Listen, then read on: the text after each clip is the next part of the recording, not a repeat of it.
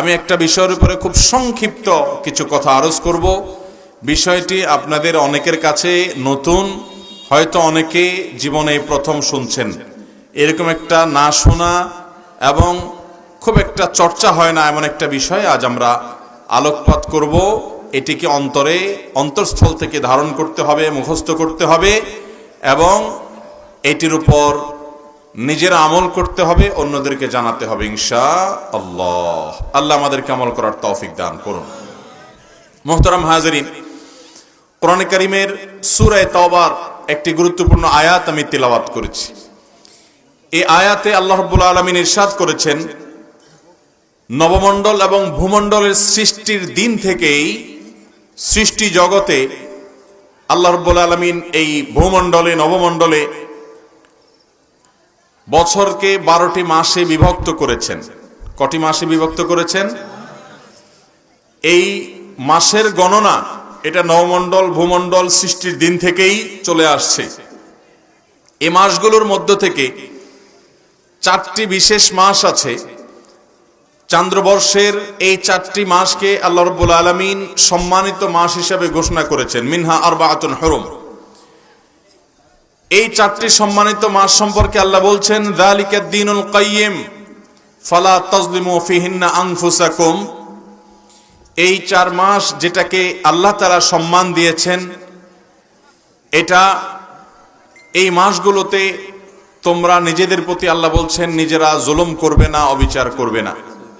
সূরা তাওবার 36 নম্বর আয়াতের এই আলোচনা থেকে দিনের আলোর মতো পরিষ্কার যে চান্দ্রবর্ষের 4টি মাস আছে, যে মাসগুলাকে কি মাস বলা হয়? সম্মানিত মাস। কি মাস বলা হয়? সম্মানিত। আশহুরে হুরুম বা সম্মানিত মাস। সম্মানিত মাসের এই ধারণা আমাদের সমাজের বেশিরভাগ মানুষই জানেন না। আমরা রমাদান মাস সম্পর্কে জানি, রমাদান হলো বছরের মধ্যে সবচেয়ে সেরা এবং শ্রেষ্ঠ মাস। ঠিক না ভাই? ঠিক। এটা তো ঠিকই আছে, কারণ হাদিসের বর্ণনা দ্বারা আমরা জানতে পারি রমাদান হলো সাইয়্যিদুশ শুহুর, সকল মাসের মধ্যে সবচাইতে সেরা মাস, সবচাইতে শ্রেষ্ঠ মাস। কোন মাস? রমাদান মাস। রমাদানের পর অন্য সাধারণ মাসের তুলনায় বিশেষ মর্যাদা এবং বিশেষ সম্মান আল্লাহ তাআলা দিয়েছেন 4টি মাসকে। কয়টি মাসকে? এই 4টি মাস কোন 4 মাস, যে মাসকে আল্লাহ রাব্বুল আলামিন মর্যাদা দিয়েছেন, সে বিষয়ে বুখারী, মুসলিম বর্ণিত আবু বকর রাদিয়াল্লাহু তাআলা আনহু থেকে একটি হাদিস বর্ণিত হয়েছে। তিনি বলেছেন যে নবী করিম সাল্লাল্লাহু আলাইহি ওয়াসাল্লাম ইরশাদ করেছেন যে আস-সানা 12 শাহরা, বছর 12টি মাসে হয়, এর মধ্যে থেকে 4টি মাস আছে যে মাসগুলোকে আল্লাহ তাআলা সম্মানিত মাস হিসেবে ঘোষণা করেছেন। আর সেই 4 মাসের মধ্যে আবার 3টা মাস হলো ধারাবাহিক পরপর 3 মাস। সেগুলো কোন 3 মাস? নবী সাল্লাল্লাহু আলাইহি ওয়াসাল্লাম এই হাদিসে নিজেই ব্যাখ্যা করেছেন, যুলকাদা ওয়া যুলহিজ্জাহ ওয়া মুহররম, জিলকদ, জিলহজ এবং মুহররম। এই 3টা বাই সিরিয়াল ধারাবাহিক মাস। আর আরেকটা মাস যেটা 4র্থ মাস, সেটা হলো ওয়া রজব ওয়া মুদর আল্লাযী বাইনা জুমাদা ওয়া শাবান, রজব মাস যেটা জুমাদা সানিয়া এবং শাবান মাসের মধ্যবর্তী মাস, রমজান মাসের আগের মাস।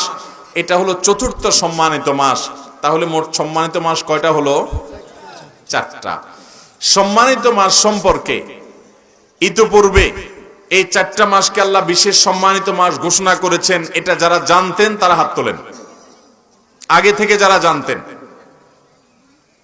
অল্প কয়েকটা হাত গোনা যাবে, 2-4-5টা হাত মাত্র উঠেছে।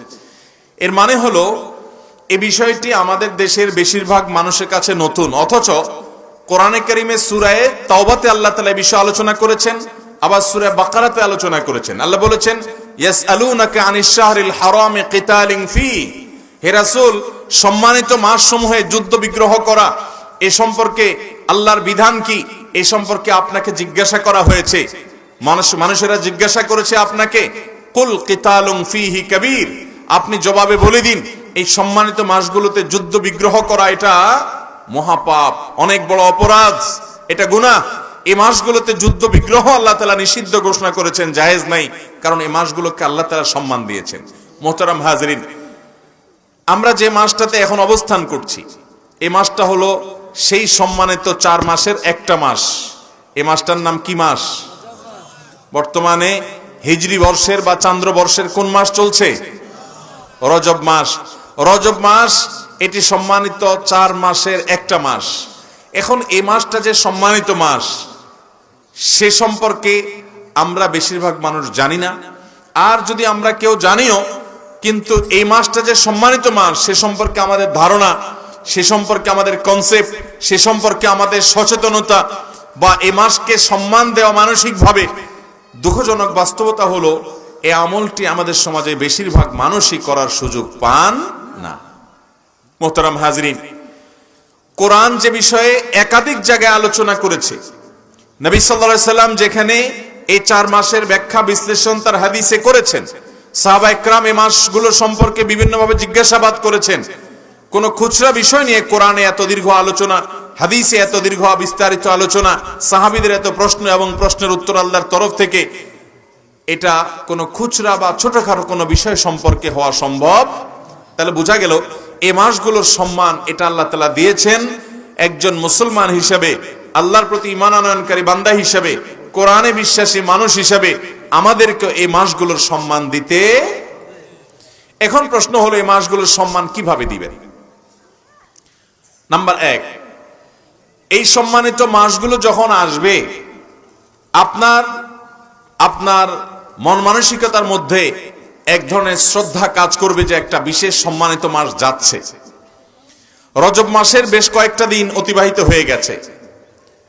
আমাদের কয়জন মানুষ আছেন এটা বলতে পারবেন যে রজব মাসের চাঁদ ওঠার সংবাদ যখন শুনেছি সেই থেকে আমার প্রায় মনে হয়েছে যে একটা সম্মানিত মাস যাচ্ছে, সম্মানিত মাসের মূল্যবান সময় যাচ্ছে।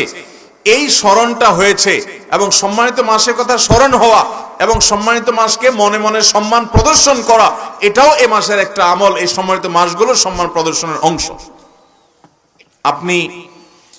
আপনি কোথাও যাচ্ছেন, বিয়ে শাদীর প্রস্তুতি চলছে, আলোচনা চূড়ান্ত পর্যায়ে চলে গেছে, আপনার শ্বশুর বাড়ির গুরুত্বপূর্ণ অনেক গেস্ট, অনেক আত্মীয় হবেন যারা, তাদের সাথে আপনার এখনো পরিচয় হয় নাই।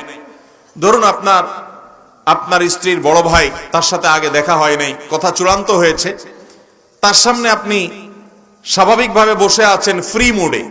কিন্তু যখন আপনি জানতে পারবেন যে এই ভদ্রলোক, আপনি যে মেয়েটাকে বিয়ে করতে যাচ্ছেন তার বড় ভাই, পিতৃতুল্য বড় ভাই, তিনি এই ফ্যামিলির গার্ডিয়ান, এটা যদি আপনি জানতে পারেন, তাহলে সেক্ষেত্রে সাথে সাথে আপনার বসার স্টাইলের মধ্যে একটু আপনি নড়ে চড়ে, একটু কাচুমুচু হয়ে, সম্মান প্রদর্শন করে বিশেষভাবে বসার চেষ্টা করবেন কি করবেন না? এর মানে হলো আপনি লোকটাকে সম্মান দিলেন, ঠিক কিনা বলেন? তাহলে গত মাসটা গেছে জুমাদাস সানিয়া, জুমাদাস সানিয়া মাসেও আপনার আমার মনের যে অবস্থা, এই মাসটা যাচ্ছে রজব, সম্মানিত 4 মাসের এক মাস, এই মাসেরও আমাদের মনের একই অবস্থা যদি থাকে, তাহলে তার মানে এই মাসটি যে আল্লাহ তাআলা সম্মান দিলেন, আমি সেই সম্মানটাকে বিশেষভাবে ফিল করলাম না। তাহলে সেক্ষেত্রে কোরআনের উপরে কি আমল হবে না কোরআনের পরিপন্থী আমল হবে? মোহতারাম হাজরিন, এ বিষয়ের আলোচনাও আমাদের সমাজে খুব একটা হয় না। সম্মানিত মাস সম্পর্কিত ধারণা, এই মাসগুলো যখন আসে তখন এগুলো সম্পর্কে আমাদের করণীয় বর্জনীয়, এই মাসগুলো সম্পর্কে কোরআন হাদিসের আলোকে তাৎপর্য আলোচনা, এটা আমাদের সমাজে খুব একটা হয় না। এই